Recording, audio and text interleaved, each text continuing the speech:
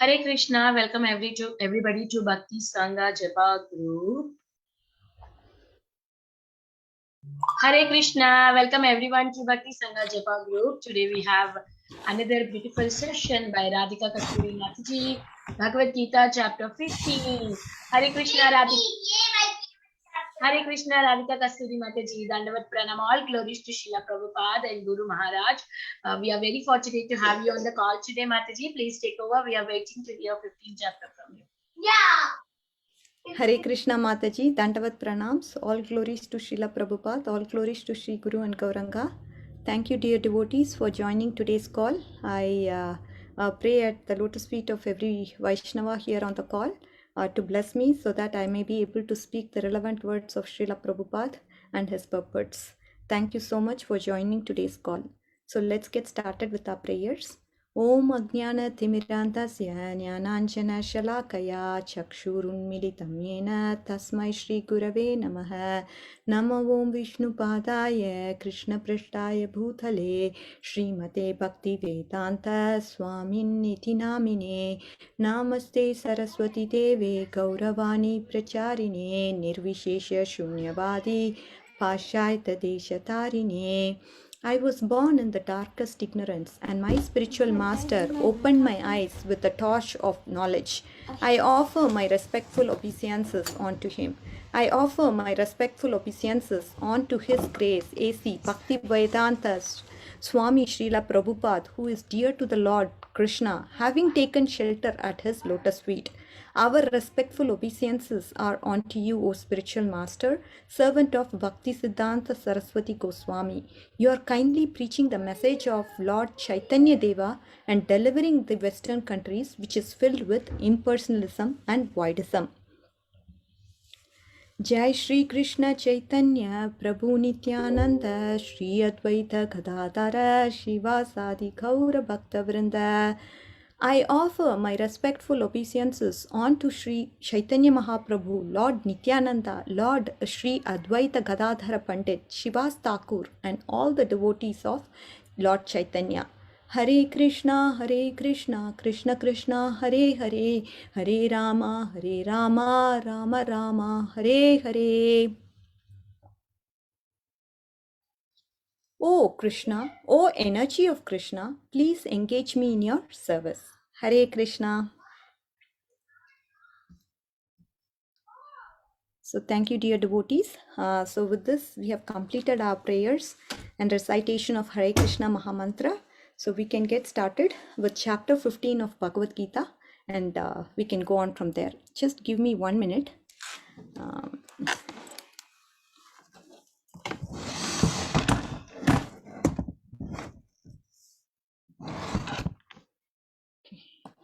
Just repositioned my setting here.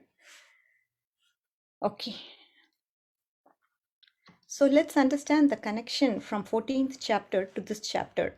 So Krishna said he is the basis and he's the supreme shelter. He's the supreme Brahman in 14.27. And Krishna also said that by performing bhakti, one can actually transcend the modes and thus be able to attain the status of Brahman. That is from 14.26. But to attain that devotion and attachment to Krishna, one also has to develop that detachment from this material world. So in this chapter, Krishna is actually going to talk about the process of breaking this attachment from this material world. He compares this world, samsara, to that of a banyan tree, that is the Ashwatha Vriksha, and detachment to axe to cut it. So he describes this chapter as Purushottama Yoga. So after knowing the importance of Bhakti Yoga, one may question, right? What about Vedas and all that? This chapter also explains about the Vedic study, which is to understand and know Krishna. So let's understand and delve deep into these verses to more so understand how we can actually detach ourselves from the material world and how we can actually go to the spiritual world. What are the qualities that we can see for a person who can actually go to the spiritual world? What are the qualities required and what is the process? And once we go to the spiritual world, what does the spiritual world look like? All this is seen in chapter number 15. So let's delve deep into the chapter and understand them. So first 1 to 6 verses talks about from material world to spiritual world. That is how we can actually detach ourselves from the material world and go to the spiritual world. That is through the process of surrender. So that's what we'll be seeing in today's verses. Let's understand that further. One second. Shri Bhagavan Vacha Udvamulam Adashakam Ashwatam Prahuravyayam Chandamsi Yashya Parnani Yashyam Veda Saveda Ved. I'm sorry, I just made a mistake here. It is said that there is an imperishable banyan tree that has its root upwards and its branches downwards, and whose leaves are the Vedas. And who knows this tree is the knower of Vedas. Whoever knows this tree is the knower of Vedas. So let's understand this verse through an example first and then get into the details of what this verse is saying, because it's very important for us to understand what this verse says, because this acts as a connecting words to all other verses seen in this chapter. So let's look at a story. Let me see. Yeah. So once upon a time, there was a queen, and with her friends, she was actually taking bath in a river, in a pond, and she kept her necklace and ornaments in the bank of the pond. And when she came back after her bath, she just found that her necklace was missing. She complained to the king that somebody has stolen the necklace, and the king said, nothing to worry. I'll get you another necklace. It's okay. And this queen, she said, no, I want only that necklace. That necklace is given to me by one of my friends, and she's my best friend. What will I say when she asks for it? I cannot say anything to her. I can't say I lost it. So what can I tell her? Somehow or the other, I want you to find that necklace for me. So the king was wondering what he should do. So he asked the people in the kingdom to play the kettle drums and made an announcement. If anybody gets a necklace, that my queen has lost, I'm going to give them a big prize. So all the people started to watch out for that necklace everywhere.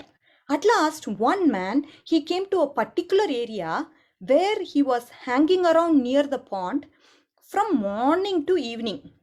People were coming and going along, but this man, he was standing there from such a long time, hanging in the same place. And then there happened to be a sage who came by, and he asked him, "Oh, my dear man, why are you hanging in here for a long time? What's going on with you?" And then the man said, "Oh, nothing." So the man was afraid that this particular sage, he might think as if he has found the queen's necklace just below the water. So he said, nothing, nothing. I'm just casually standing here, nothing to worry about. And then what happened was when the sage was in a very, the sage, looking at the sage's face, he was like, okay, let me tell you something, sage. But I don't want you to say this to anybody, or I don't want you to ask for a compensation for me. If I say you something, you should not say this to anybody. At the same time, I don't want you to ask for any kind of gift or compensation from me, because I'm going to reveal a big secret to you. And now what happened was, the sage said, okay, I don't want any share from you, no problem. So if you can do this for free of cost to me, then I will take some help from you. The sage said, okay, no problem, I'll do it for free of cost. Tell me what is the matter. Then what happened was, he said, oh, see, I'm able to see the necklace here in the pond, but when I go to the pond and look for that necklace, I'm not able to find that necklace. I don't know why. I tried it so many times, just not one time. I tried it many number of times, and then I'm not able to take that necklace away from the pond. Can you please help me, dear sage? Like that, this man asked the sage. And the sage then thought for a while. The sage laughed. And he said, I know how to get that necklace. I will help you in a moment. And then what the sage did was, he climbed up the tree, went to one of the branches, and brought the necklace down. So what exactly had happened here? The necklace was hanging in the tree because the crow happened to put it there. So the sage actually brought it down and gave it to this man. This man was surprised. Oh my God, all day I wasted my time just looking for this necklace and trying to actually get the necklace by diving into the pond. I didn't know how to do this. And when he got the necklace, he thanked the sage, and he foolishly accepted that it was a blunder on his part to actually search it in the pond. The sage then explained, "You're trying to actually capture the reflection. The reflection is not real, and you were fooled by it. The real thing is hanging up in the tree. The real necklace was hanging up in the tree, and by mistake you are trying to capture the reflection and you were fooled by it." So this is what has happened. Similarly, all the living beings in this world, what are they struggling? They are struggling in this world for happiness, and they are not able to get happiness. Why? Why? What is the reason why they are not able to get happiness in this world? The real mango is the spiritual world. But in the material world, it's just a reflection. The reflection mango, how can it be tasty? How can it give you happiness? And that reflection mango looks exactly like the real mango, but it cannot satisfy you. So the reflection we see is temporary, and sometimes it is seen and sometimes it is not seen. But the origin from where the reflection is got is eternal, and that is the spiritual world. So this material world is a perverted reflection of the spiritual world. And whoever knows to actually cut the attachment to this material world is the person who actually knows the Vedas.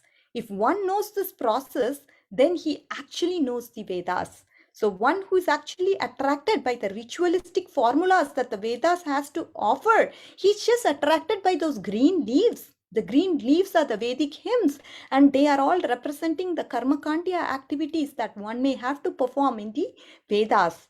So he does not exactly know the purpose of the Vedas. The purpose of the Vedas, as disclosed by the Supreme Personality himself, is to actually cut down the reflected tree and then attain the real tree, that is the spiritual world.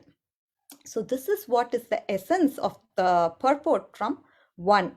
So the material world is the perverted reflection of the spiritual world. You'll be fooled to get happiness in this material world. Never. This place is Dukkalayam Ashashvatam. So definitely there is no point in trying for happiness in this material world. The real fruit, the real thing is there in the spiritual world, and that is what we need to aim for, and that is what should be our goal. And so this is what is being conveyed through the purport for verse number 1. So with this, we will move on to our next verse. As also, I see in the slide, we have some purport that Srila Prabhupada has given us. Now in this chapter, the Supreme Personality of Godhead explains what the modes are and how they act, how they bind, and how they give liberation. Sorry, I think this particular thing is from 14.1. I'm sorry, I didn't change this slide for some reason. Hope the others are right. Sorry, Mataji, for my mistake. Okay, the second verse. Adashchodvam prasasasya shaka guna Yes? What chapter are we doing? 15th chapter, Varun. Okay, Mataji. You just joined? Yeah. Okay, yeah. अदशोध्वं प्रसुतास्तस्य शाखा गुणप्रवृत्ता विषयप्रवाला अधश्च मूलानि अनुसन्ततानि कर्मानुबन्धीनि मनुष्यलोके. So let's look into this verse and understand this verse further. So verse 2 talks about the branches of the tree spreading up and down. That is called Adashchodvam Prasutastasya Saka. And what is it nourished by? It is nourished by Guna Pravrita. That is the watering process. It is nourished by the 3 modes, Sattva, Rajas and Tamas. The twigs are the sense objects. That is Vishaya Pravala.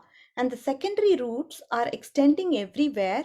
That actually binds the human society into fruitive activities, which is called Karmanubandhini. So first we see that the branches are actually spreading upward and downward, which is Adashchodvam Prasudha Sasya Saga, and it is nourished by what? It is nourished by the 3 modes of material nature, and the twigs are the sense objects, which is Vishaya Pravalaha. The secondary roots, where do they extend? They extend everywhere, and that is what is actually binding the human society through the fruitive actions that we perform. That is Karmanubandhini. And this is what Srila Prabhupada has given as an explanation. So we will try to further understand this verse. Okay. Krishna is saying that things here are not simple. Some are going upward, some are going downward. So the branches that go upward and downward, this represents how a living entity, it can move up and down in the material existence. So we see the Brahmaji is the topmost, that is the first created living being. And when the living beings fall, they stay in the material existence and they get to the various species, and various 8.4 billion species are there. So because of that transmigratory trajectory, they can actually go upward and downward, and the branches here represents how the tree actually expands, right? And we also see guna pravrita vishaya pravala.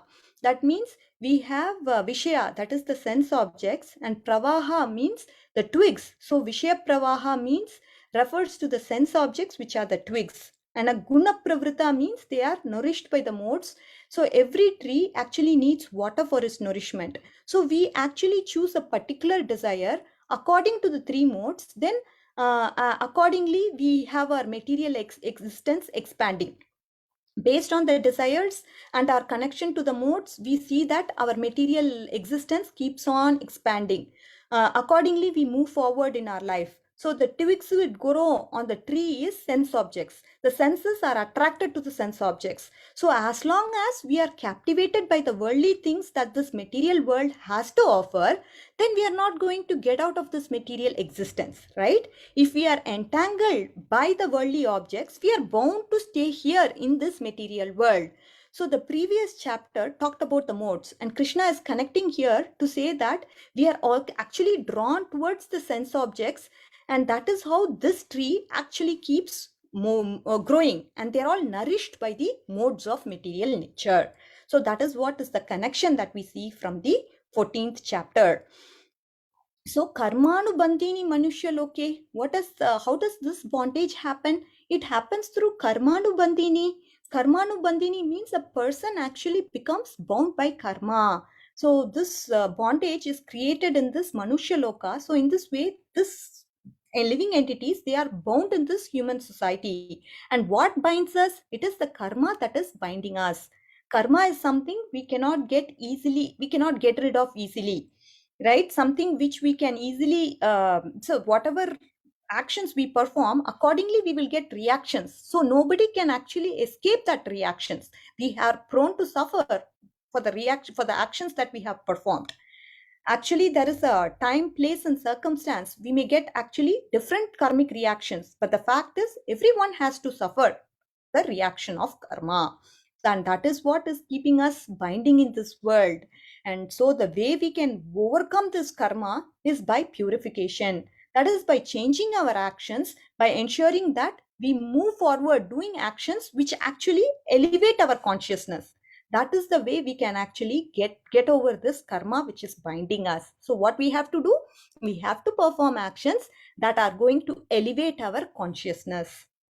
So which is what is seen as told by Srila Prabhupada in verse number 2. So I just happened to give a summary of that. And we also see some here, the purport that I have put on the slide. The twigs of the tree are considered to be sense objects. By development of different modes, we develop different senses, and by senses, we enjoy variety of sense objects. The tips of the branches are the senses, the ears, nose, eyes, etc., which are attached to what? The different sense objects, which is the twigs. So the twigs are the sense objects, which is the sound, form, touch, and so on. So this is what is the verse number 2. Okay, let's go on to our next verse.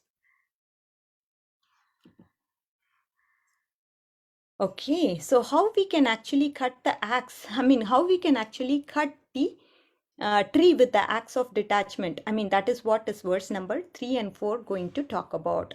So let's further understand, because we are so bound up. There is karmanu bandhini, right? So Krishna says, don't get confused by all this. It is all indeed very conceiving.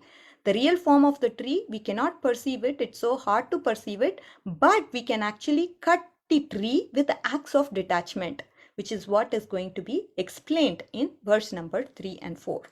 Let's understand this verse further. न रूपमस्येह ततोपलभ्यते न तो न चादिर्न च सम्प्रतिष्ठा अश्वत्थमेनं सुविरूढं मूलम् असङ्गशस्त्रेण दृढेन चित्वा ततः पदं तत्परिमार्गितव्यं यस्मिन् गता न निवृत्तन्ति भूयः तमेव चाद्यं पुरुषं प्रपद्ये यतः प्रवृत्ति प्रसृता पुराणी. So let's further understand this verse. Na rupam asyeha tatopalabhyate. That form of this tree, eha, in this world. So in this world, we cannot understand. Upalabhyate, meaning perceive. We cannot understand this form of tree. Why? Because it is so vast and complex. Nanto nachadir nacha sampratishta. Where it's beginning, where it's ending, where the foundation is so difficult to be understood and it cannot be understood. Ashwatthamenam suviruda moolam. Ashwatha is there. As we discussed this material world, the most important thing is it's not very important for us to understand how did we get to this material world. That is not important. The most important thing is that how we can actually get out of this material world. That is what we need to focus on. So what is being said here is that it's not very easy to perceive, but what we can do is understand the basic principles. We are bound here because of the attachments that we have. Suviruda moolam. Suviruda is strongly rooted. That's what it means. Our attachment to this world is strongly rooted, and therefore what we want to do. Asanga shastrena dridena chitva. What should we do? Asanga shastrena. By the weapon of detachment, what do we have to do? We have to do dridena. So detachment and determination means to cut down. We have to cut down this tree with a weapon of detachment. Asanga shastrena dridena chitva. That is what we need to do to get out of this material world. Asanga is the opposite of sanga, right? That is attachment. Asanga is it's not easy to develop. Detachment takes time. That is why the word dridena is used. What does dridena means? Dridena means determined. If I am not detached today, I will gradually become detached. But that process takes a long time. So you have to be determined and you have to stay strong. Otherwise, it's not going to happen. Dridena is important. The key word is dridena. So we have to be determined, because this process is not going to happen overnight. This process of detachment is going to happen gradually, which is what is the explanation for verse number 3. And moving on to verse number 4. ततःपदं तत्परिमार्गितव्यं यस्मिन् गता न निवृत्तन्ति भूयः तमेव चाद्यं पुरुषं प्रपद्ये यतः प्रवृत्ति प्रसृता पुराणी. ततःपदं तत्परिमार्गितव्यं. Tatapadam, that destination one attains thereafter, yasmin gatana nivritanti bhuyaha. That destiny one attains, one will not come back from that particular place. And what we have to do after getting to that particular place, we have to surrender to the person. Who is that person? Yata pravritti prasita purani, from whom the whole material pravritti, the whole material world is manifested. The whole material nature is manifested from that person, and to that person we have to surrender. So Krishna, he's saying that when we keep going in this material world, so there is we cannot actually end our entanglement to this material existence, right? And say for example, there is a prisoner, and he cannot actually destroy the prison. What he can do, he can actually conduct himself well, through which he can reduce his death sentence, or he can, by his proper behavior, he can actually come out of the jail. So similarly, what we can do is, if we have to actually cut attachment to this material world by detachment, because when we say the cut the tree, it is cutting the attachment that we have in this material world. If that is cut through the process of surrender, then through the process, through the process of then the process of detachment will slowly come to that person. So that is what is the understanding. And for that, we have to surrender to the person who is the supreme person. And this person, he is the one who has manifested this material nature. So that is the understanding for this verse.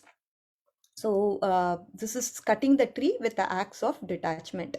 What do we mean when we cut the tree? It is nothing but we are cutting the attachment we have to this material world, and that can be done through the process of surrender to the Supreme Personality of Godhead. So this process requires determination, because obviously this detachment doesn't happen overnight. It will take a long time, and for that we have to be determined. Let's understand the purport further. The real form of this tree cannot be perceived in this world. No one can understand where it ends, where it begins, where the foundation is. But with the determination, one must cut down the strongly rooted tree with the weapon of detachment. Thereafter, one must seek that place from which, having gone, one will never return. Where is that place? That is the supreme abode. If you go there, you are not going to come back. And there, surrender to the person who is the supreme person, from whom everything began and everything has extended since time immemorial. So we have to surrender to the Supreme Personality of Godhead. Once we go to that spiritual world, we are not going to come back to this material world. And that is the understanding we see from verse number 3 and 4. Okay, let's go on to the 5th verse. Okay, let's go on to the 5th verse. Nirmana moha jita sanga dosha adhyatma nitya vinivritta kamaha adhyatma nitya. I'm sorry, today. Nirmana moha jita sanga dosha adhyatma nitya vinivritta kama dvandvair vimukta sukha dukkha samyer gachyantya muda padamavyayam tat.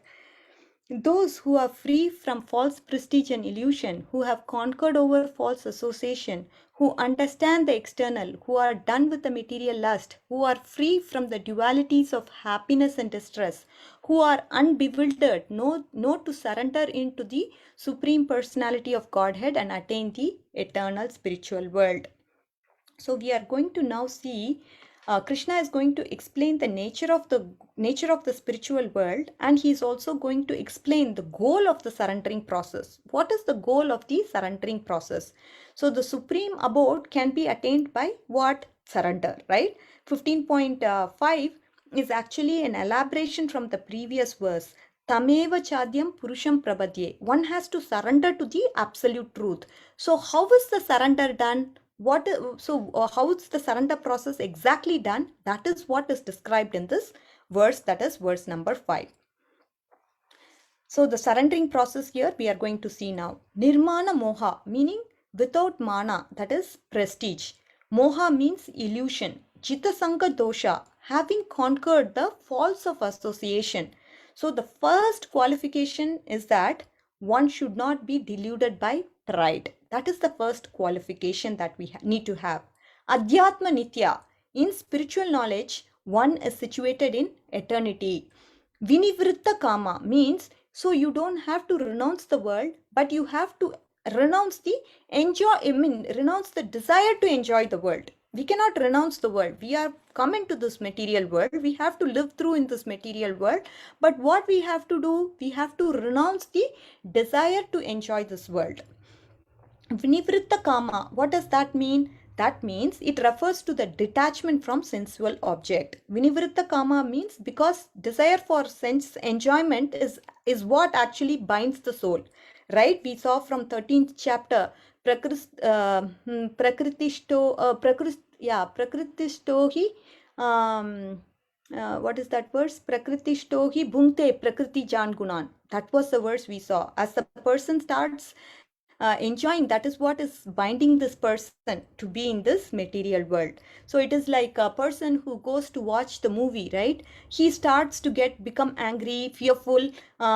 He's just seeing the movie, but he's showing those emotions as if it is real. That is what is happening to us. After, if we don't get bound to this illusion, this material reality which is temporary, then the emotions are not going to come to us. So as long as we have that desire to enjoy this material things or material existence, so many emotions may overwhelm us. But then if we give our entanglement up, then we become detached to those material desires.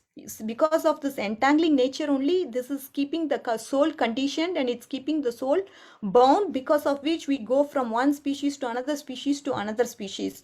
But if we are going to give up through the process of detachment, then this emotions are not going to bind us, and these emotions that we see are not going to entangle us, because we become detached from it. Dvandvair vimukta sukha dukkha samye. Dvandvair vimukta means, so one becomes detached from the dualities. There is no more happiness or distress. He doesn't see the dualities. And one remains sukha dukkha samyer, meaning one remains equipoised both in happiness and distress. And person who can do this is, such a person becomes unbewildered. That's what gacchantya muda padam avyayam tat. Who can do? This person who is unbewildered only can do this. And such a person is amudha. The person is well situated, and he is not caught up in this material energy. The material energy is what makes the person muda. But when he is situated in the correct consciousness, then he is amuda.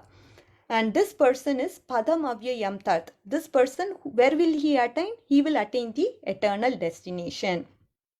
So the first qualification we require for this surrendering process is that we should not be deluded by pride, because the conditioned soul is puffed up thinking himself to be the lord of material nature, and it's difficult for him to surrender on to the Supreme Personality of Godhead. And this person, what are the characteristics of this person? This person has to be free from false prestige. He has to be free from the false association. Then he must be free from lust. He must be free from the dualities of happiness and distress.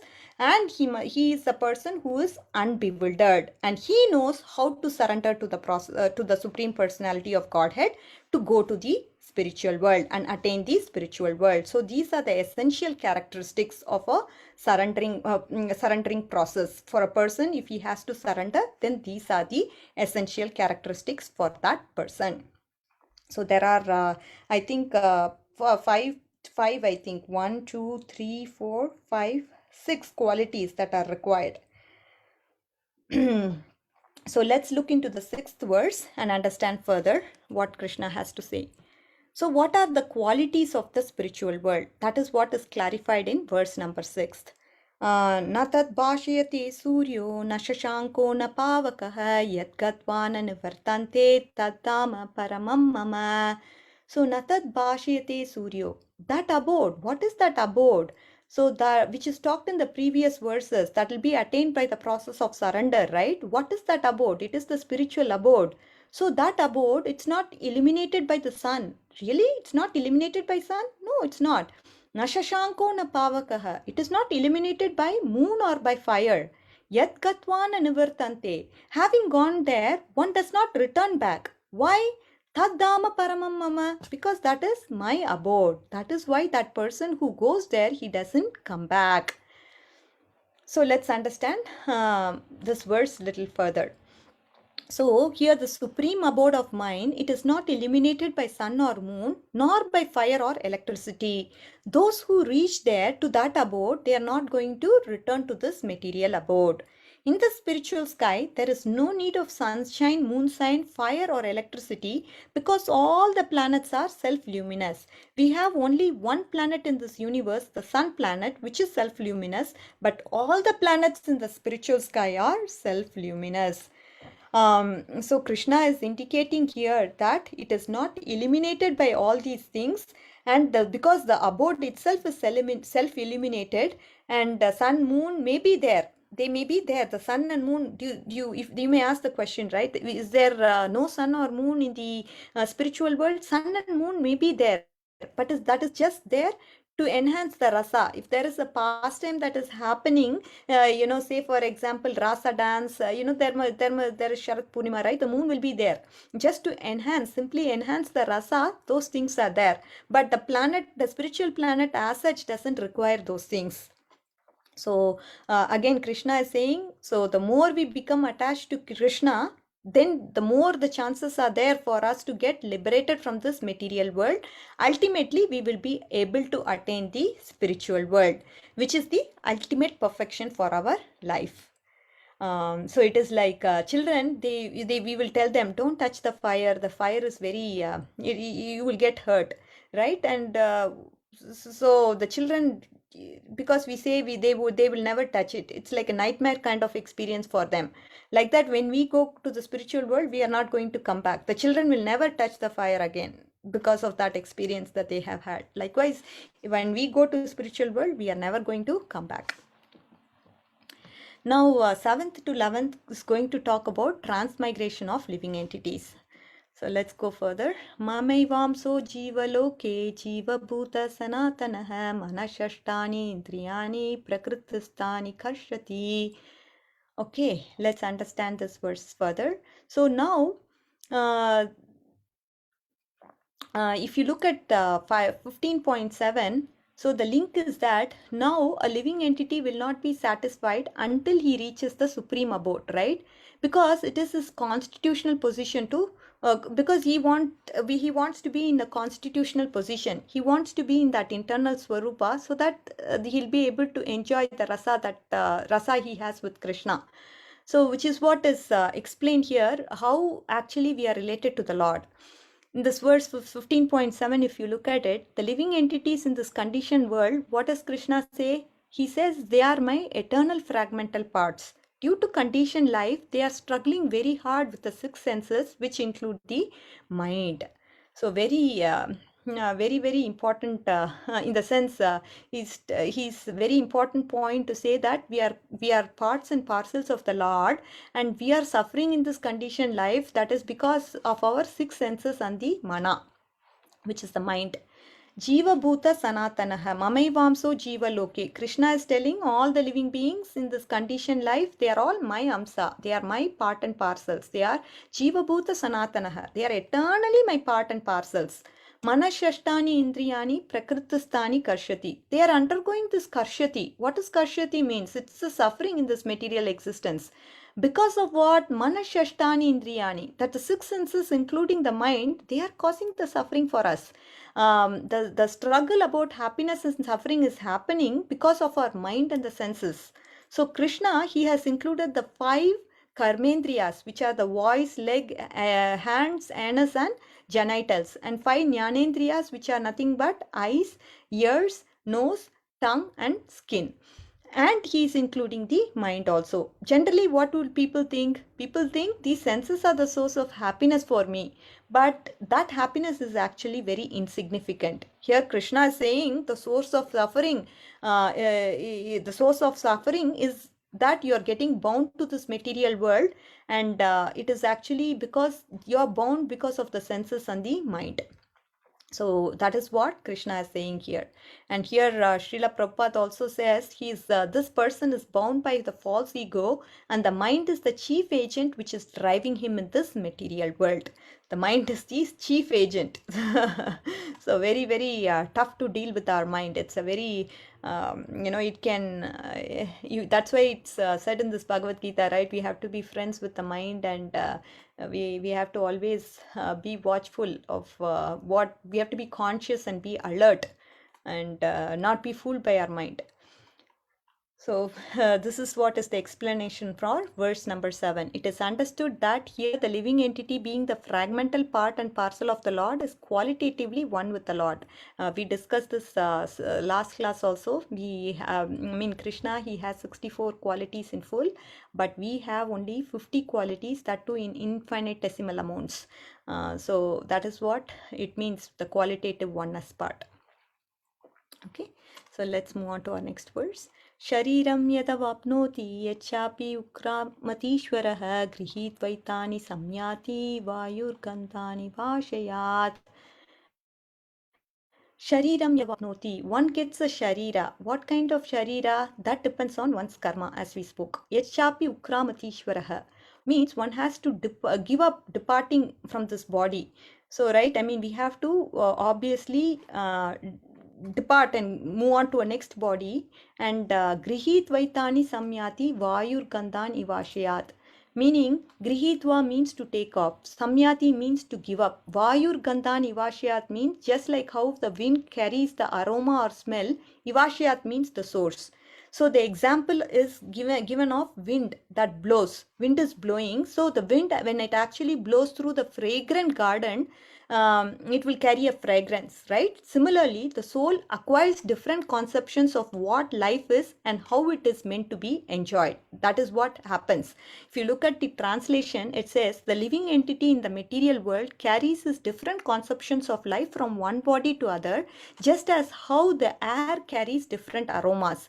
Whichever place it goes, if it goes to a filthy place, then it may carry the bad aroma. If it goes to a good, nice fragrance place in a beautiful garden where a lot of flowers are seen, then it will take a fragrant aroma, and then it carries it further. Likewise, depending on like that, this body, this person, moves from one body to another body, just like how the air carries its fragrance.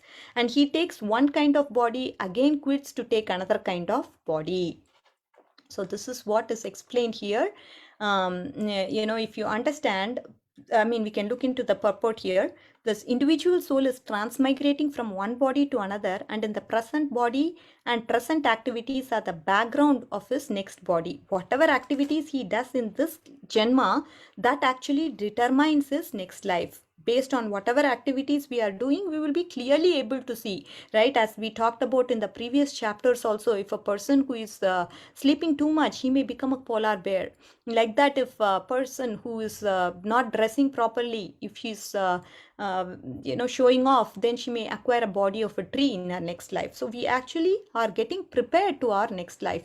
It is stated here that the subtle body which carries the conception of the next body develops another body in the next life. We know that the subtle body is carried along with the soul when we actually migrate into the next body. Till the destruction of the subtle body, we have to keep migrating from one body to another body. And the subtle body has all the impressions, right? And that is what the subtle body takes with it. So we have the impressions from our previous births also. This process of transmigrating from one body to another body and struggling while in this body, it is called Karshyati, or struggle of existence. We are all Karshyati, we are all struggling for existence in this material world, and we are moving from one body to another body, like how the wind and the fragrance, like how the aroma of the wind is carried from one to another. Like that, we are put into different conceptions from one body to another body. And definitely our goal is that we should aim to destroy the subtle body and have and get a spiritual body, and that is our goal and aim. So 15.9, Shotram Chakshushparshanam cha Rasanam Ghranameva cha Adhishtaya Manaschayam Vishayan Upasevate. The living entity, thus taking another gross body, obtains certain type of ear, eye, tongue, nose, sense of touch, which are grouped about the mind. He thus enjoys a particular sense of sense object. So very important, very important from that understanding, right? Shotram Chakshus Parshanam cha Rasanam Granam Evacha. He is describing the five senses, the ears, eyes, skin, tongue and nose. Adhishtaya Manaschayam. Adhishtaya means centered around, supervised or situated in. Manas, so they are all centered around the mind. Chayam Vishayan Upasevate. So what does that person do? Acquiring the five senses centered around the mind. What happens? This soul actually serves the sense objects. It starts to serve the sense objects. So depending upon the body we have acquired, what happened accordingly, depending upon whatever conceptions of life that we have acquired, we are going to get the next body. That is what we saw. So in this way, the soul actually tries to acquire one gross body, enjoys another gross body, enjoys. In this way, it is getting bound. So Prabhupada here says the consciousness is pure because the spirit soul is pure. But the consciousness is changed according to the association of material qualities that you acquire. And that is the reason we are getting bound. So the real consciousness, he says, is Krishna consciousness. When one is situated in Krishna consciousness, he is in his pure life. But when his consciousness is adulterated with some sort of material mentality, then he gets a corresponding body. He doesn't necessarily get a human body again. He can get any form of 8.4 billion species, anything he can get. That is what he says. So we all have to be really cautious. There are several examples to quote the situation of what actually determines our consciousness and how our consciousness is. Based on that, we are actually going to get our next body. And the subtle body is whatever actions we are doing, it's actually preparing us to get into our next body. So we have to be really careful about our actions that we perform, and we also have to be very subtly watching our consciousness.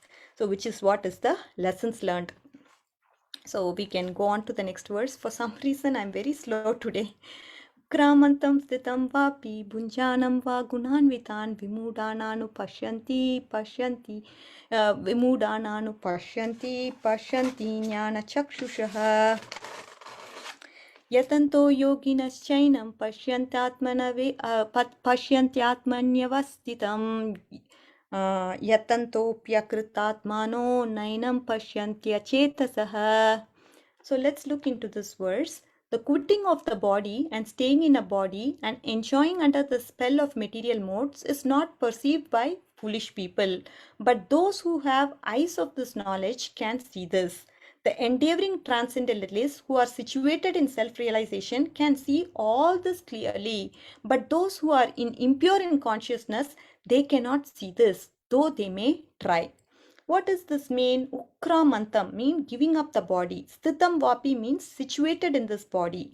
Bhunjanam va gunanvitam.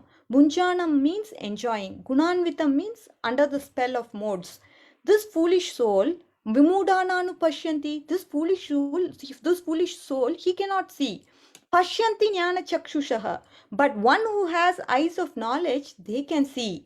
So Krishna, he is saying that jnana chakshushaha, it's very important. Jnana chakshushaha. One with the jnana chakshu, he is the one, he is able to see the soul entangled in this material existence. The soul is suffering. Without the eyes of this knowledge, you cannot see that. Say, for example, there is a drunkard person, and this drunkard person thinks I'm enjoying. But there is a sober person who is able to see this drunkard person as the person who is bound by addiction, who is bound by the modes of material nature, because of which he is running from one pillar post to another. So this sober person is able to see that this person is conditioned and this person is addicted and he is being controlled by the modes of material nature. That is because of the jnana chakshu he has got. And the other person on the other hand, he is not able to see that. He is drunkard, but he is not able to, he is thinking as if he is enjoying.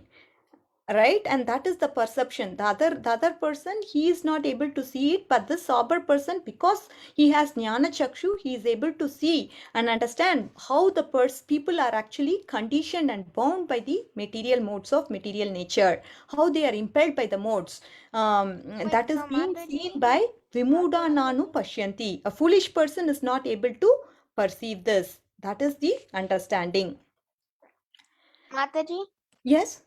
So basically, like what the material nature is, like whenever like you're doing material activities that give you material happiness, it's basically just making you go down in your spiritual thing, right? Material happiness means it's, I mean, using your senses, it binds you. It binds you, it gives you pleasure, but that pleasure is insignificant. It is very insignificant. Okay. It is not worth it, and it is temporary, because very soon you are going to get suffering too. So it is not that the pleasure is not real. It is real, but that pleasure is insignificant. Once you start to enjoy Krishna consciousness, that bliss is permanent. It lasts forever, and it is going to get you back to Godhead, which is a permanent eternal abode. If you go to that abode, you are not going to come back from that abode. So when you compare that to this material world's happiness, it is very insignificant. Also, it is temporary, because this place is dukkhalayam ashashvatam. If there is happiness, dukkam will follow, because dualities are there in this material world. But the person who surrenders, he is not seeing the dualities. When you don't see the dualities, then you will be able to go to the spiritual abode. Those are the characteristics of a person who surrendered, right? We saw that. Are you able to understand, Aditya? We can take Yes, Mataji. the end. Yeah. Thank you. All right. So let's move on to the next verse. I'm so sorry, for some reason I'm running again on time. 10 more minutes. Okay. appreciating Krishna's position as our maintainer in this world. Let's understand, it's very interesting. So we are going to understand from verses 12 to 15 how Krishna is actually maintaining us. Edaditya kadam tejo jagat bhashayate kilam yachandramasi yachagnau tat tejo vidhi mamakam.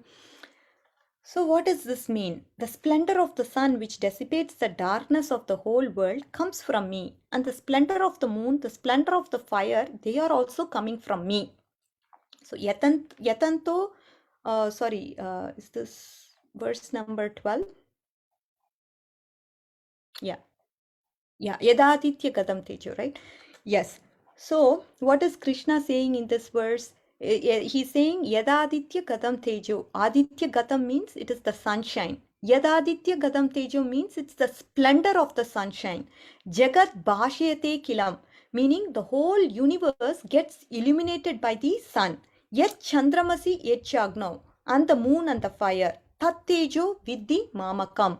The tej is coming from me. That effulgence, it's actually coming from me. What does this mean? Yadaditya gadam tejo means Krishna, we actually saw that Krishna has used the same three things, sun, moon and fire in 15.6 also. This spiritual world is not illuminated, it is self-effulgent, we don't need a sun, moon or fire. So here he's saying the same thing. If you look at it, he's saying that he is the one, the splendor of the sun which dissipates the darkness of the whole world is actually coming from me. The splendor of the moon also is coming from me. That is what he is saying. So 15.6 also talked about those three things. Natat bhashayate suryo nashashanko napavakaha. Krishna is saying that in the spiritual world, these three are not required because the spiritual world is self-effulgent. And the material world is the one, it requires the source of illumination and the source of nutrition. So without my energy, the sun is not, the sun, without me, the sun will not be able to give its effulgence. That is what is Krishna saying in this verse. So he is responsible for our maintenance at the cosmic level also. So which is what is the relevance that we are seeing from the other verses. You cannot exist without because I'm also the maintainer at the cosmic level. Without me, you will not be able to maintain yourself. That is the understanding we have from the 12th verse. So let's move on to the next verse. Gamaveshya cha bhutani dharayamaham pushnami chaushadi sarva somo bhutva rasatmakaha. I enter into each planet and by my energy they stay in the orbit. That means he is responsible for the gravity. All the planets are holding up in the position because of him. And this is due to Krishna. I become the moon and thereby I supply the juice of life to all vegetables. Gam means in the planets. Avishya means entering into them. Cha bhutani, the living entities also. Dharayam agamojasam means is to maintain by my energy. So Krishna is saying that I am sustaining all the planets with the living entities, and it's all done by how? By my energy. By I am entering in them, because of that they are all maintained.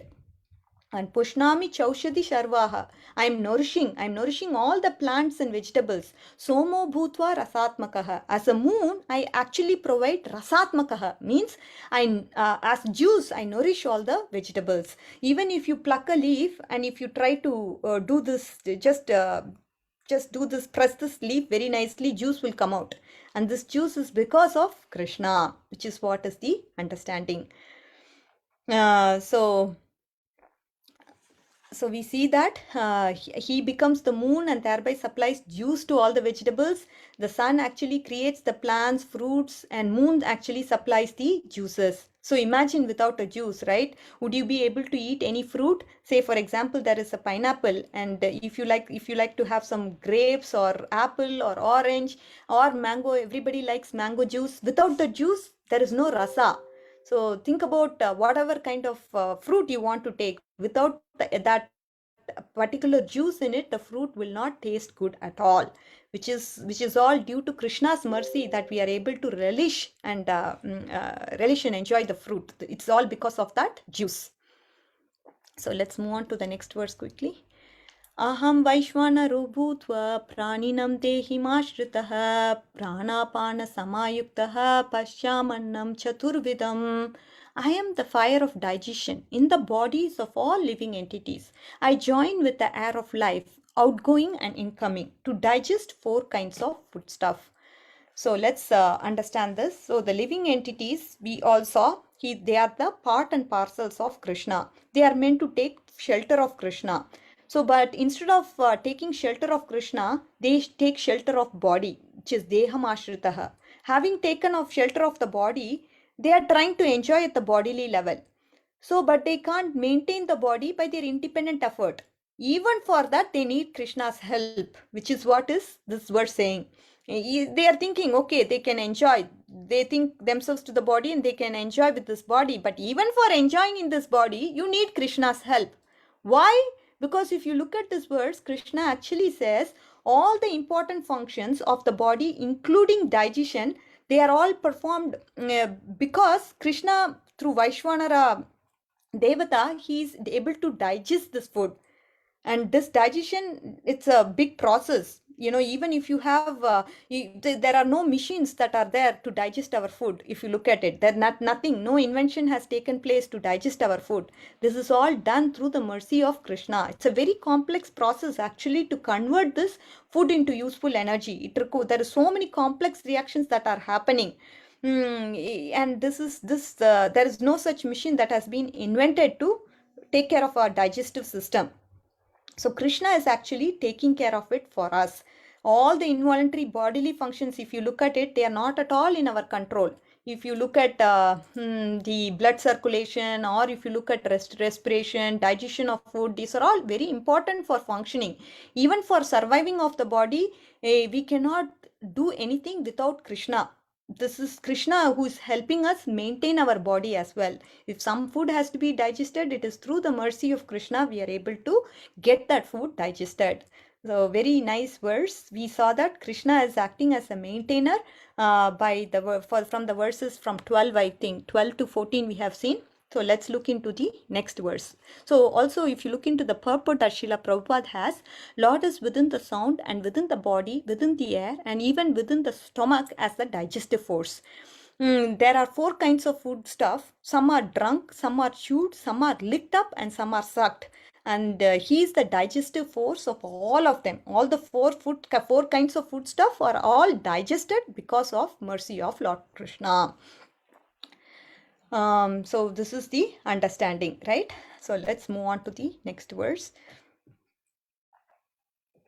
Sarvasya chaham hriti sannivishto mattasmriti jnanam apohanam cha vedaishya sarvairahameva vedyo vedanta krit veda videha chaham. Sarvasya chaham, in all living beings' heart, Hridi Vishtu, I am situated. Mattar Smriti Jnanam Apohanam cha. From me, three things come. What are those three things? It is Smritir, meaning remembrance. It is Jnanam, meaning knowledge. Apohanam means forgetfulness. Those are the three things that are coming from him. And I am there in every living being's heart. And from me comes these three things. So when we wake up in the morning, the Lord is the one who actually helps us remember our name, our identity, and what work we do. It's all because of him we are able to remember these things. And what I have come here, what is my goal? Krishna is making me remember, right? And he is giving me the remembrance. Even if I have to talk something about the glories of Lord Krishna, it is without Krishna I will not be able to even speak one word. It is he who is giving the remembrance, so I'll be able to speak the relevant words of Srila Prabhupada. So that way he gives us three things. By sitting as Paramatma in our hearts, he is able to give the remembrance, he is able to give us the knowledge, and he is able to give us the forgetfulness. So those are the three things. And Vedaishcha Sarver Ahameva Vedyo. So first, Krishna's indwelling presence is seen as Paramatma in the heart. The second part is the connection to the Vedas. Vedaishcha Sarver Ahameva Vedyo. By all the Vedas, I am to be known. Right? And Vedanta Krit, I am the compiler of the Vedas. Veda Videva Chaham. And I know it. Because I compiled it, I am the knower of the Vedas.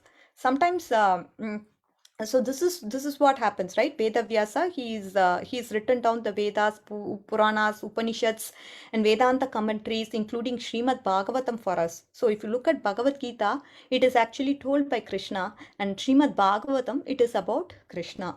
So through these, I am to be known, which is what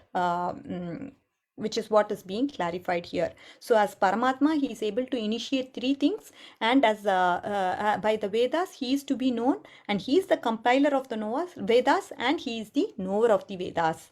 So let's look into the purport. The Supreme Lord is situated as Paramatma in everyone's heart, and it is from him the activities are initiated. The living entity forgets everything about the past life, but he has to act to the direction of the Supreme Lord, who is the witness to all of his work. Therefore, he begins his work according to his past deeds. Required knowledge is supplied to him, and remembrance is given to him, and he forgets also about his past life. Imagine if we were to remember our past life, our condition, psychophysical condition will be very, very in trouble, very much in trouble.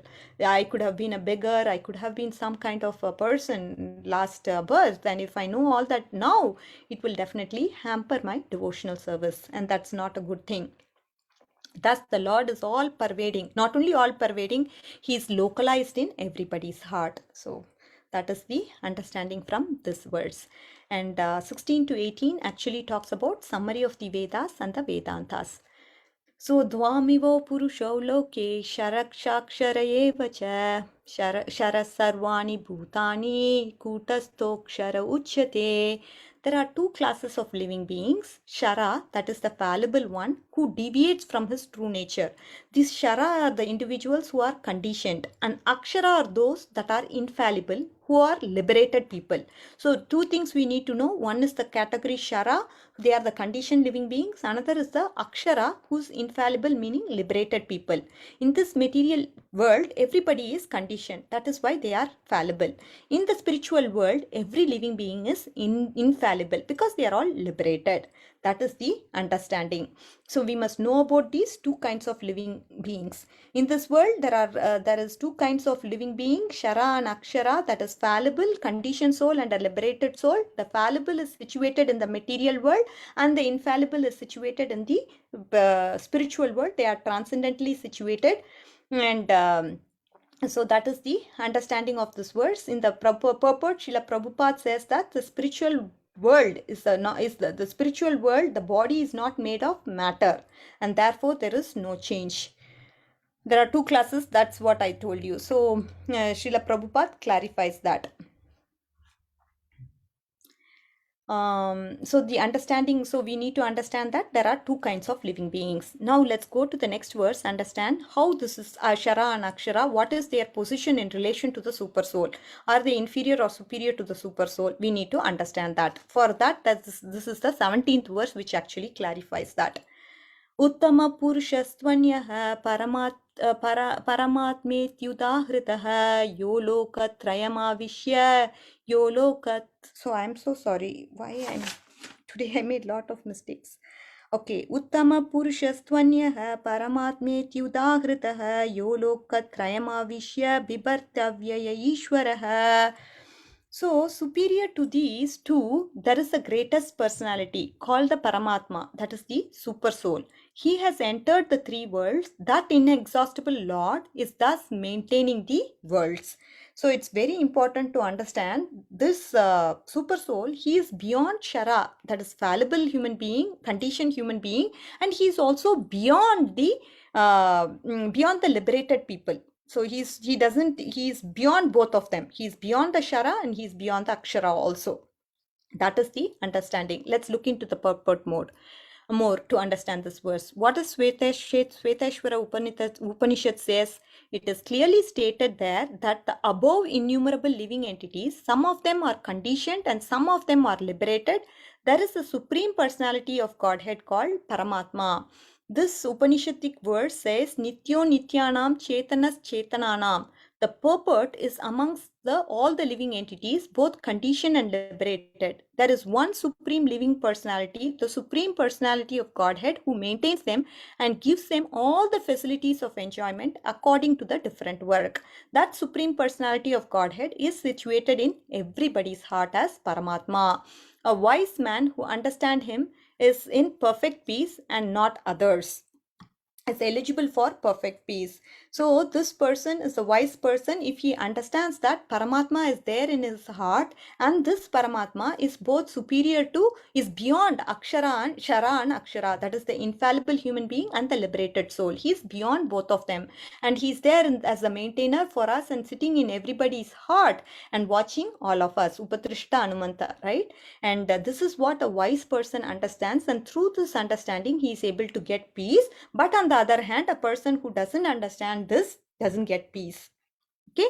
Now there is also somebody else who is beyond this super soul. Who's that person?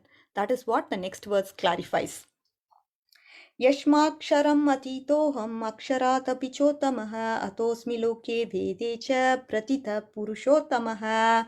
So what does this verse say? Because I am transcendental, superior to both the fallible and infallible, and because I am the greatest, I am celebrated both in the world and in the Vedas, that supreme person. So I am the supreme person, beyond the Paramatma also. That means you're also beyond the Shara and Akshara and the Paramatma. So I am the Bhagavan feature. So who is the greatest, right? And that is what is being clarified here. Let's look into the purport. No one surpasses the supreme personality of Godhead, Lord Krishna, neither the conditioned soul nor the liberated soul. He is therefore the greatest of all the personalities. Now it's clear that the living entities and the supreme personality of Godhead are individuals. The difference is that the living entities, either in the conditioned state or the liberated state, cannot surpass in quantity the inconceivable potencies of the Lord. As I told you, we are all infinitesimal. Whatever qualities, if you have the quantity wise, if you look at it, it's just infinitesimal. Even those 50 qualities that we have, and nobody can actually surpass the Lord because he has all the qualities in full. And that is the reason it is incorrect to think of the Supreme Lord and the living beings as in the same level. Never it's possible. There is always a question of superiority and inferiority among personalities. The word Uttama is very significant because nobody can surpass the supreme personality of Godhead. He is the greatest. That is why we say that. And Krishna is proved as the Supreme Lord. So first we saw there are two kinds of human beings. One is the conditioned human being. Another is the liberated human being. After that we saw that Paramatma is beyond those two. And now we see that Krishna is beyond all of them. He is the greatest. Okay, this is the understanding from 18th verse. And moving to the 19th verse, let's understand that. Yomam evam ashamudo jnanati purushottamam sasarvavid bhajati mam sasarvavid bhajati mam sarva bhavena bharata. Whoever knows me as the supreme personality of Godhead without doubting is the knower of everything. He engages in devotional service unto me in all respects, O son of Bharata. So the supreme personality of Godhead clearly explains that anyone who knows Lord Krishna to be the supreme, he is the actual knower of everything. An imperfect knower goes on simply speculating about the absolute truth, but the perfect knower, without wasting his valuable time, engages in Krishna consciousness, the devotional service of the Supreme Personality of Godhead. Very important, right? Because the knowledge is this knowledge is the true fruit of the Vedas, and one who knows this becomes Sarvavid. He becomes the knower of everything, and therefore he is able to perform pure devotional service.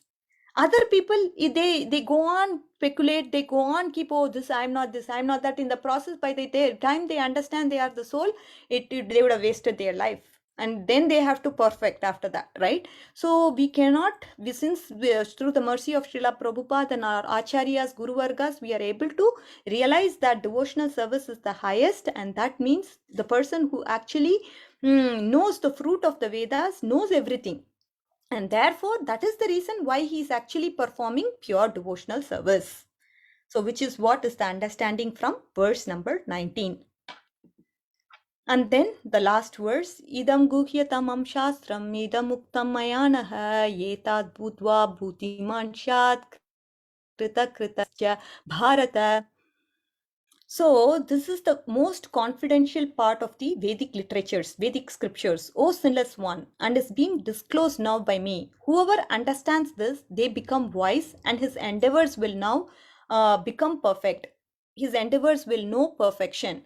So whoever understands this will have the knowledge and realization and perfection in all his endeavors. So let's understand the last verse. So this is the idam guhyatamam. It is the secret guhyam, because we already saw this is the most secretive knowledge. So many times, so Vedas have been talked to demigods, but the ultimate purpose, what is the purpose, is kept confidential, right? Idam guhyatamam shastram. Bhagavatam, he describes what it describes. Brahmaji, he actually studied Vedas the first time. What did he think? The reading Vedas the first time, he thought Karma Kanda is the conclusion. That is what he thought. Idam guhyatamam shastram. I'm trying to explain that. Second time, when he actually read the Bhagavatam, what conclusion did he come to? He came to the conclusion that Jnana Kanta is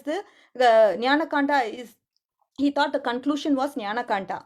And the third time, he understood that the conclusion is Bhakti. Idam guhyatamam shastram. What is confidential? That Krishna is Purushottama. He is the goal of Vedas. That is what is confidential. And this person, idam uktam mayanaha. I have spoken to you because you are anaga. What does anaga mean? From previous verses also we saw anaga means non-envious. Because you are non-envious, I have explained this to you. If you look at 9th chapter also, pravakshami anasuyave. Idam tu guhyataram, right? Idam tu guhyataram pravakshami anasuyave. That is what it said. It's a very confidential knowledge, and I'm going to speak to you because you are non-envious, Arjuna. That is why I'm speaking to you. Etad budva, one who knows this, what happens to him? Buddhiman shyat. He actually becomes a true wise person. Buddhiman he becomes. So such a person, whatever action they do, they will attain success. Krita kritascha bharata. So that is what is the falashruti. Such a person, whatever he does, all the endeavors will result in perfection. So the problems of our life, if you see, they are due to the weakness of our heart, which means instead of serving Krishna, we actually give that up to our lower desires. By praying to Krishna, we have to solidify our connection with Lord Krishna, and that time our weakness of heart can be overcome. And that is what we need to strive for. Instead of trying to enjoy separately from Krishna, we have to have the mentality of serving and loving Lord Krishna. That way, what will happen? Whoever who understands this, they will have the knowledge and realization and perfection in all his endeavors. So we need to understand that we have to love and serve Lord Krishna. In that process, we will have the knowledge, realization, and perfection in all of our endeavors, which is what I hope and pray for.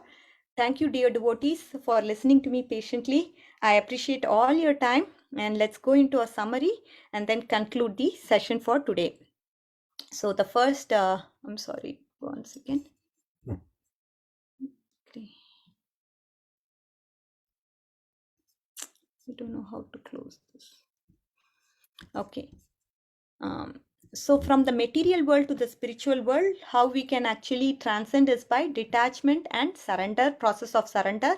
We also saw that the attachment to the desires is what we need to cut, and the surrender process, the surrender has to be done to that Supreme Personality of Godhead. We saw the characteristics of a person who's able to do the process of surrender.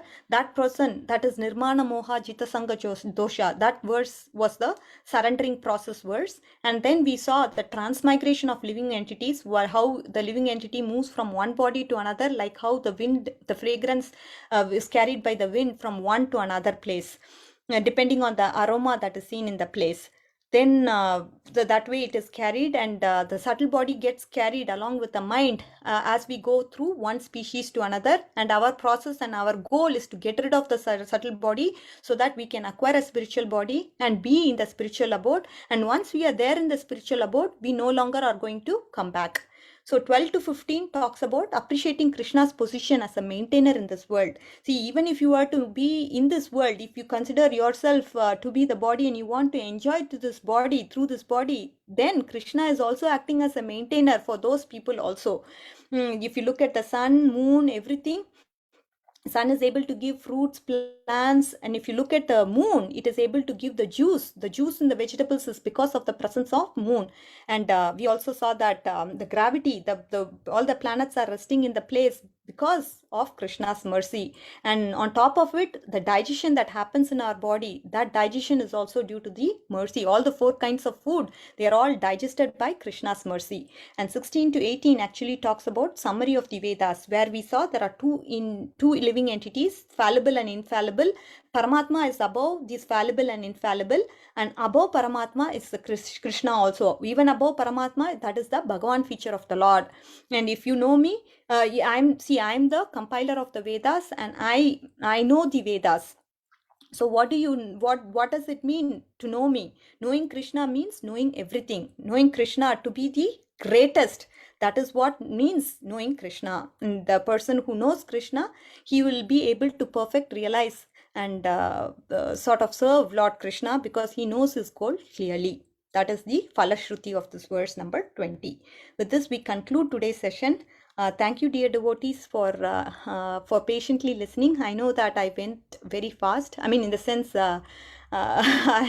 today was a little bit, I thought just 20 verses, we can cover it in a very short period of time, but I took 15 minutes extra. And some of the slides, I thought the slokas were not right, but sorry about that. It's my bad. I should have found that mistake, but sorry about that. I will correct it now. Thank you, Matajis, for patiently listening. All glories to Srila Prabhupada. All glories to Sri Guru and Gauranga. Hare Krishna. Thank you, dear devotees. Hare Krishna, Radhika.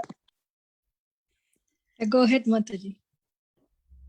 Hare Krishna, Radhika Mataji. Danvat Pranam. Such a beautiful class, as always. And I really like the way you explained the other Shodham Prashadas Tasya Shakha verse.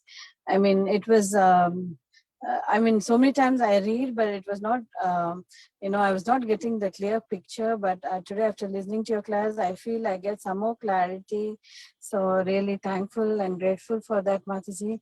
And I also like the examples you gave in the beginning.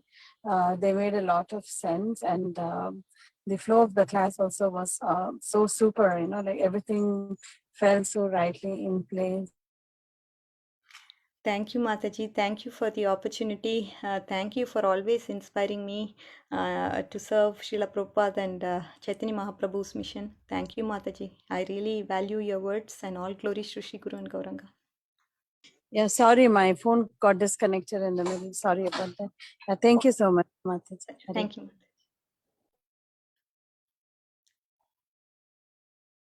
Hare Krishna Mataji, wonderful presentation. Thank you so much. It was very wonderful rendering of the verses and connection between the verses, and you told about the important points in each verse, bringing out all the salient features of this chapter, Mataji. Very nice to hear from you. Thank you so much. Mataji, thank you, Mataji. As we are ending, I'm also feeling a little bit of separation from Gita class. Thank you for this opportunity, and thank you for all that you do to me, Mataji. Hari Bol, Hare Krishna. Hare Krishna, Mataji, Danvat Pranam, all glories to Srila Prabhupada. Very nice class, Mataji. You summarize so easily, Mataji, it directly gets into the head. I have a question, Mataji, regarding verse number 8, where you mentioned that the subtle body transmigrates from one body to the another when we die. So we need, like, the subtle body has to completely go away if we want to go back to Krishna. Like, can you please explain that concept? Yes, Mataji. So what happens is mind, false ego. The subtle body includes the mind, intelligence, and false ego. So we have impressions that are carrying from previous births. What happens is when we go into the next body, it is because of the desires we have from the previous body. Whatever that is unfulfilled desires, they actually are there in the subtle body, and because of those unfulfilled desires, we actually take up the next body. So when our mind, intelligence and ego, they're all spiritualized, they should be spiritualized. That is the reason we have to get over it. So the false ego has to be converted to a real ego. Likewise, the mind has to be purified and the intelligence has to be purified. Material intelligence has to be replaced with a spiritual intelligence, and that is the only way we will be able to go to the get a spiritual body. When our impressions are wiped out, then that time we are going to get a spiritual body. And we should not also have any kind of unfulfilled desires, because the desires actually because right now whatever the actions that we are performing in the current body, that actually determines our next body. So if we are doing akarma, that is the reason we have to be involved in the akarma. Akarma means what? You don't get any reactions. That is Krishna consciousness is akarma. So when we don't have any reactions, then we are not going to get a when our body, when our mind, intelligence, false ego, everything is cleansed, purified, then at the same time we are doing akarma, everything will be spiritualized. That time we will get a spiritual body as opposed to getting a material body. Does that make sense, Mataji? Yes, Mataji. So, is it like, does it mean that when we are spiritualizing our subtle body, like mind, intelligence, and False ego has to be converted false into ego. real ego. Yeah. Yeah. So then we can say that the subtle body dies, and then our actions become spiritualized, and then we don't have to, like, we can go back to Krishna, and we don't have to take another body, because our all desires are to just serve Krishna. Correct. Right? Akarma is the goal, Mataji. Akarma is what we need to keep on performing. No reaction that way. And our goal is to please Krishna. That must be so that's why it's important for us to start having spiritual desires instead of having material desires. That way, Krishna will look at our desires and grant a body accordingly. Even if you are not able to perfect, at least next life, wherever you discontinue from here in this life, you will go to the next life. You'll carry on. Okay. So we can say that the spiritual and the subtle body dies. After once it's all spiritualized, then it dies. Okay. Thank you, Mataji. Hari Bol, Hare Krishna. Really appreciate all your efforts, Mataji. Hari Bol. Hari Bol, Mataji. Thank you for attending the class sincerely every week. I see that you are there, Mataji. So inspiring. Hari Bol. Thank you, Mataji. Hari Bol. Hare Krishna, dear Gopi, Radhika Gopi, Dandvat Pranam, Koti Dandvat Pranam, Srila Prabhupada, Srila Gurudev ki jai. So nicely, step by step, you are taking all the clarification so nicely, Mataji. Please don't say forgive me, Mataji. You are taking class so sincerely, like a senior brahmachari, explaining Smruti, knowledge, Smruti, Gnan, forgiveness, and then you explain about the digestion system. Then you explain the super soul and soul, and also explain about the about that story, Mataji, that is touch to heart. that that diamond necklace. So Mataji, like that, Mataji reflects that whatever I learned, that Mataji, we all are like one desire complete, second, third. So we work hard like a like a machine, but we have to understand this is just temporary world, and association of Vaishnava is so important in our life, Mataji. Without that mercy, without that association, we cannot do japa attentively. That is my experience in Boston, 11 month, Mataji. And uh, you explain about that diamond necklace, Mataji, like a mrugachada. So हम उसके पीछे पीछे भागते हैं माताजी. But we have to understand that this is we are bonding with a copper chain, golden chain, or silver chain. But we should not forget that we have to go to the Lord Krishna and Srimati Radharani's Golok Vrindavan Dham. For that we have to prepare. Like when we are in a graduation time or 12th grade, or we prepare like a whole year, and then we for hardly 3 hours examination. And for that, so like there is a marriage or anything, we prepare from 1 month, but we are not preparing our soul to go to our real home, Shri Golok Vrindavan Dham. You explained so nicely about soul and super soul, Mataji, so many points, but I'm working and I'm traveling, so I cannot make a note.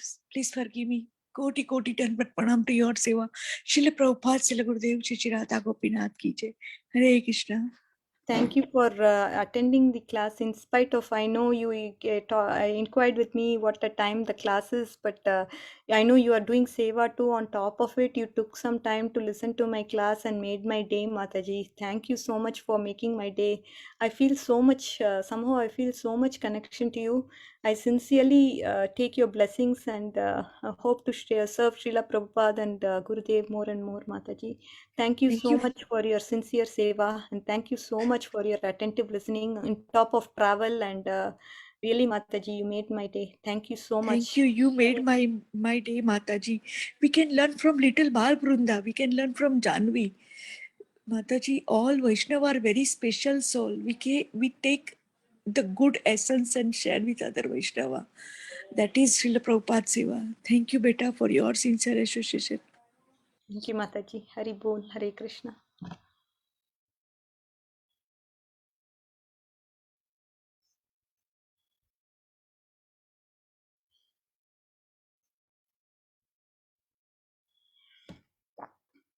Anybody has any questions for Mataji?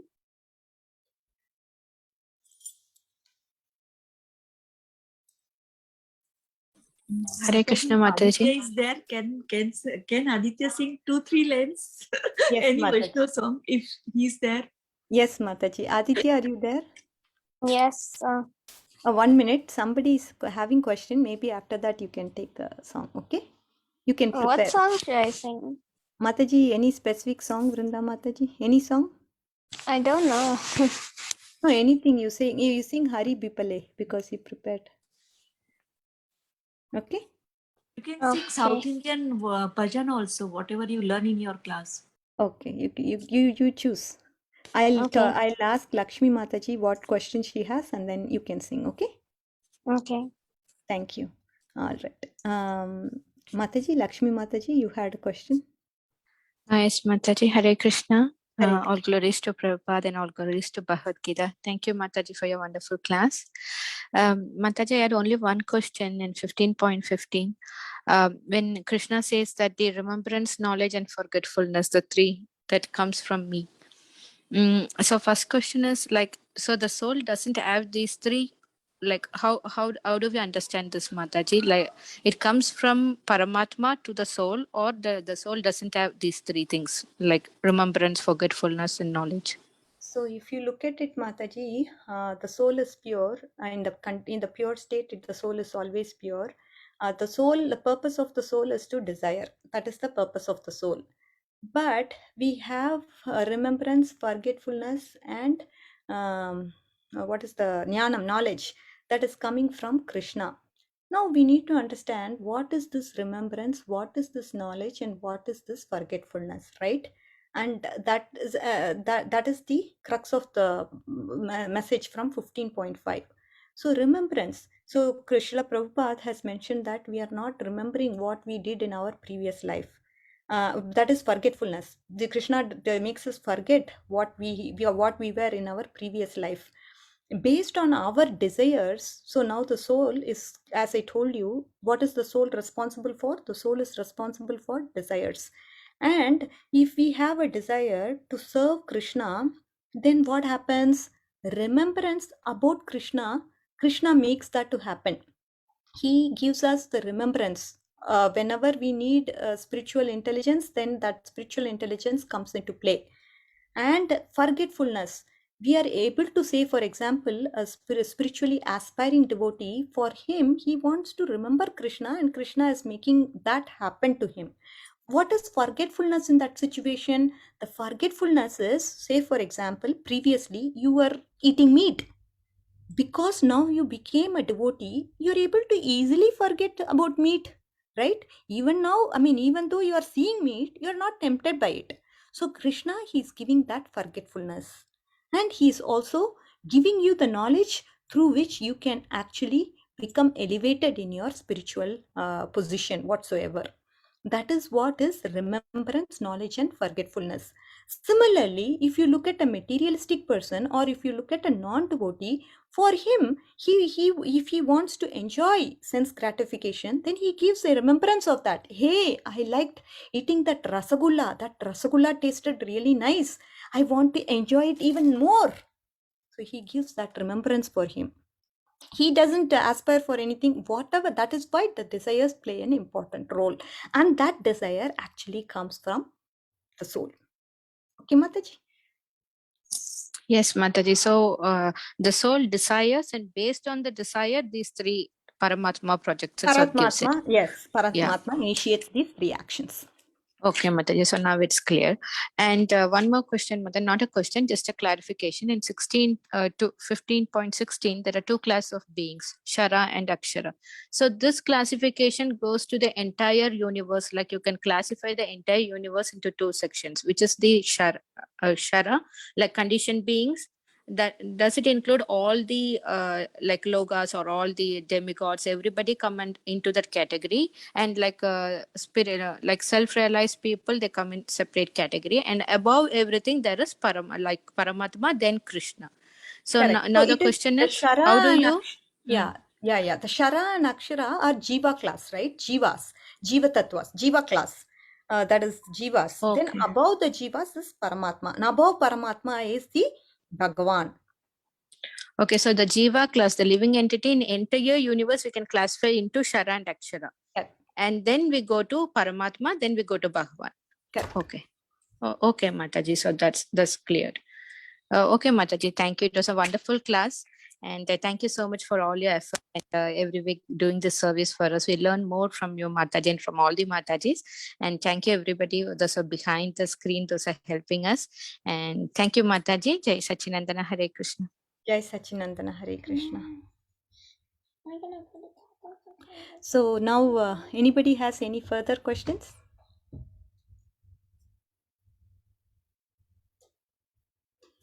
Okay, Mataji, can Aditya sing now? Can I sing a South Indian song? Sure. Is it Yeah. Krishna song or something? Yeah. Yes, better. Okay.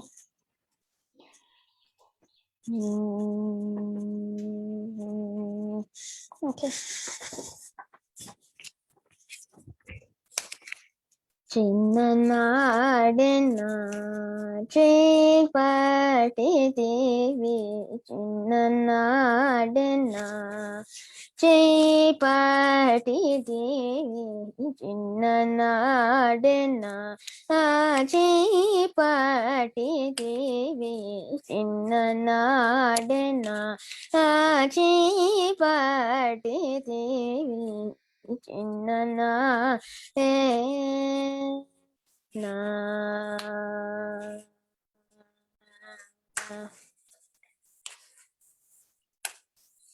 என்ன ராணி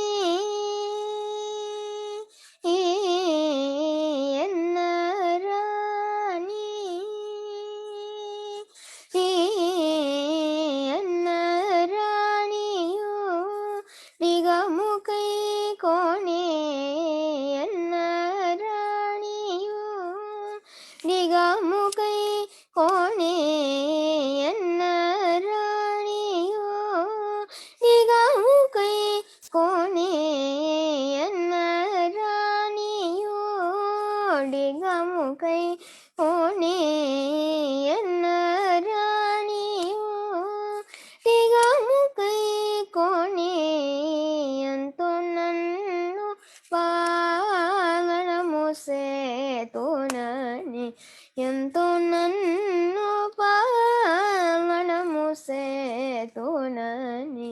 ఎంతో నన్ను పాదనము సేతు నని చిన్ననాడెన చేయి పట్టితివి చిన్ననాడే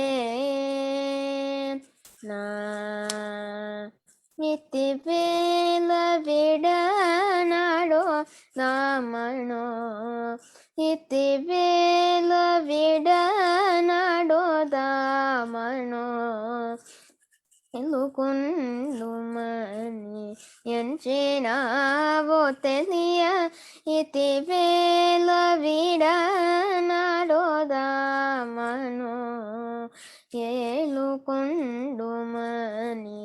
ఎంచినావో తెలియ గుటు బ్రోవవే గుటు బ్రోవవే సుగుణవారిదే గుటు బ్రోవవే సుగుణవారిదే గుటు బ్రోవవే సుగుణవారిదే గోప దైవమా త్యాగరాజనుత గోప దైవమా త్యాగరాజనుత గోప దైవమా త్యాగరాజనుత చిన్న నాడెన చేయి పట్టితివి చిన్న నాడెన చిన్న నాడే నా చిన్న నాడే నా Hi, Wall. Dhanwad. Thank you. Can you please explain the whatever you sing, beta? like the meaning. Yeah, 2 minutes. So just an overview of what it's composed by Tyagaraja. So he's basically saying to Rama or Krishna that like he's basically like glorifying him, saying that like you're the ocean of virtues, you're the transcendental Lord. You have given me care and protection from everything, and like and he is basically asking them to basically at least like what would I say, like think of him as a devotee of him basically. Tyagaraja wants to become the devotee of the Lord. Yeah, he's asking the Lord, can you please consider me a devotee of you?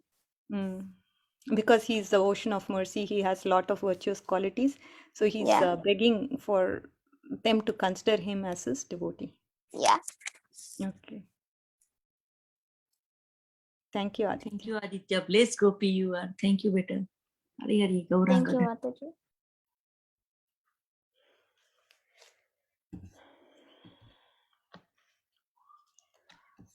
Okay. Is there anybody having any more questions? Okay. Thank you, Mataji, once again for such a beautiful, beautiful class and very nice examples, as everybody said. I would like to close the call here if there are no more questions.